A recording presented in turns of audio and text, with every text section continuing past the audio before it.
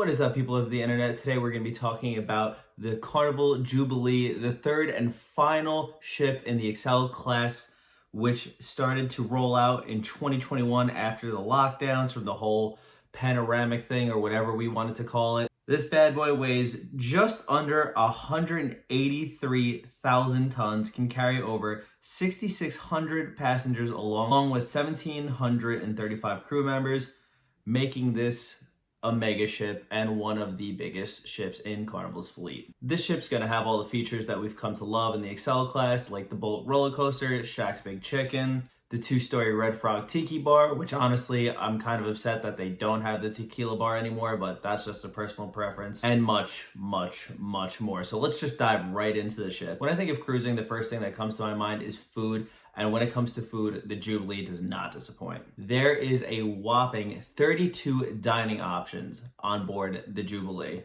16 of which are included in your cruise fare. Honestly, half of these dining options being free is amazing compared to similarly priced cruise lines like MSC, whose new ship, the Seascape, only had 3 included dining options. I will always continue to throw shade at MSC, but that is the only dig in this video that I will make, I think.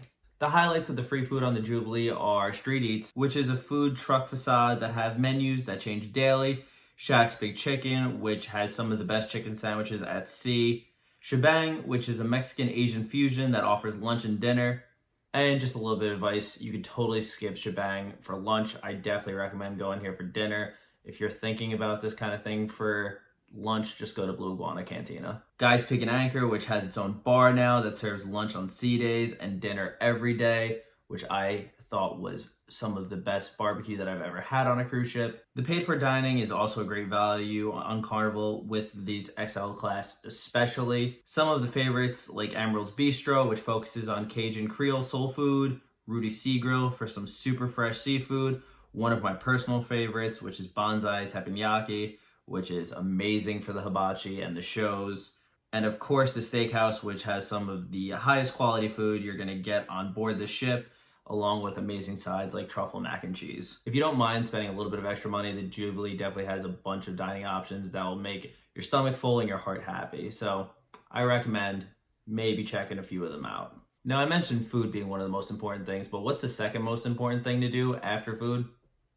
Drink. Since the Jubilee has not launched yet, there isn't a comprehensive list of bars, but I decided to go through the deck plans, which I got from a travel agent friend, and literally list all of the bars out with their themes. Let me tell you, there's not a shortage of bars on the Jubilee. You can literally throw your sail and sign card pretty much on any deck and you will hit a bar. So let's begin the total list, and honestly, there's no other video out there that has done this yet, so I am happy to say if you're watching this, you're going to be one of the first people in the know. Starting off with the Punch Ladder Comedy Club, which offers certain cocktails that you can't get anywhere else on the ship, like the Punch Liner itself.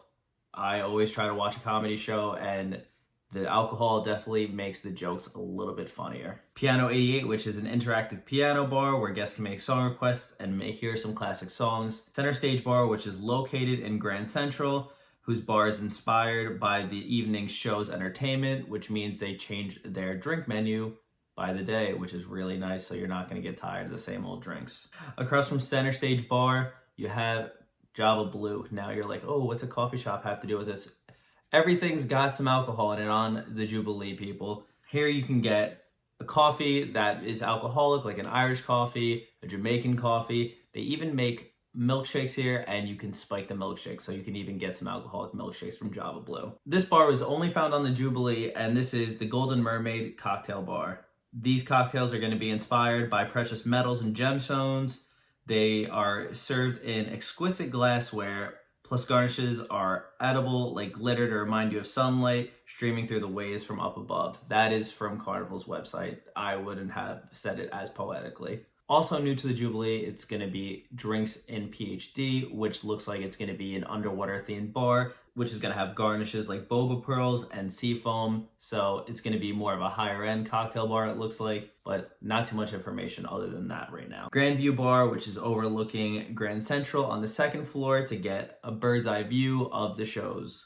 Limelight Lounge, the nightclub, and let me tell you, if you know, you know, Carnival throws it down in the nightclub. So if you like to dance and party, let me tell you, you spend plenty of time at the Limelight Lounge. My personal favorite on all Carnival ships is the Alchemy Bar, which is a uniquely themed pharmacy cocktail bar, and they will make you custom cocktails if you tell them that you really want something that fits your flavor palette, and they'll make something that's not on the menu. I love the Alchemy Bar. Highly recommend checking it out if you have not. Fahrenheit 555 is one of the only places that you'll be able to get super high-end liquors on board the ship. So if you have the drink package and you want to find the most expensive tequila or liquor, you should definitely go check out Fahrenheit 555. Havana Lounge, which is a Cuban-inspired bar that has Latin music at night. The vibes here are absolutely amazing, especially if you're into Latin music. Marina Bar, which is a fun nautical design bar that has really comfortable seating for enjoying your cocktails or coffee inside the boardwalk or outside by the sea. Guy's Smokehouse and Brewhouse. This is unique to the Excel class. They actually brew their own beer on board at Guy's Brewhouse. So if you like beer, you can try some cool stuff that's being made right on your ship. Here's Tribute Bar. This is not only for veterans, but this is for anyone that just appreciates the military. You can sit by here, have a cocktail, and check in all the Americana decor. The Watering Hole is a bar that features a wide beer selection as well as refreshing summer-inspired cocktails. Next bar is an absolute fan favorite. If you've ever been on the XL class ships, you know that Red Frog Tiki Bar is where it's at. They have sirens, they have a gong for whenever people take shots. It is lively. It is a 2-story bar, and this is inspired by the South Pacific, and it has rum-based cocktails that have really cool souvenir tiki mugs if you want to spend a little bit of extra money. This is a sick bar for the daytime hanging out, and it's where a lot of people congregate. Tides Bar, it's a normal bar that's on deck, no frills, but you'll get whatever drinks you want outside. The Serenity Bar is located in Serenity, which is the adults only area. So if you don't want to have kids running around and you don't want to hear a bunch of loud music, this is where they don't play any music and it's just an adults only area to really get away and be serene. Look at that. Serenity, serene. See what I'm doing here today? So if we count all those bars up, we have 18 bars, which is basically my way of telling you get the drink package. So like I said in the beginning of this video, the Jubilee is going to have a bunch of features that we've come to really like on the Excel classes, and that isn't limited to the Bolt roller coaster, which is not the first roller coaster at sea anymore, but this is still one of the only ships that has a roller coaster at sea. The ropes course, which has a really cool zip line over the ocean. Carnival has a bunch of ropes courses on their ships, but there's only 3 ships that have the zip line, and they're all the Excel class. They also have Waterworks, which is the water park on board, and they have some really cool water slides. They have a slide where you get into a tube and the floor falls out from underneath you. It's personally one of my favorite slides that I've ever been on, period, let alone on a cruise ship. This ship is going to be based out of Galveston, Texas, which I personally have never sailed out of, but it looks like this is going to be one of the biggest ships that actually is leaving from that port. So this should be really exciting for the city of Galveston to get a bunch of tourism generated from this ship. I want to get on the ship sooner than later. We've been on the Celebration and the Mardi Gras, both of which are pretty much identical to the Jubilee. However, I still love experiencing cruising at a different ports, and I feel like the Texas market is so unique, and I would love to see what a cruise full of people out of Texas would be like. I feel like the atmosphere would just be incredible, so I really want to check out the Jubilee. This is going to be the last ship that Carnival releases for a very long time because of the company's balance sheet right now, and they can no longer afford to go in debt by spending $1 billion on a new cruise ship. So the Jubilee might be one of the only options to get on a newer Carnival ship for quite some time. Let me know in the comments what you think about the Jubilee and the XL class in general, because I'm curious what your guys' thoughts are. I personally think they're my favorite class of ship on Carnival, but I do think I miss the smaller crowds and having less people on board when there's almost 6,000 people on board. I feel like I'm just a number of the staff members. They really don't take the time to get to know your name anymore.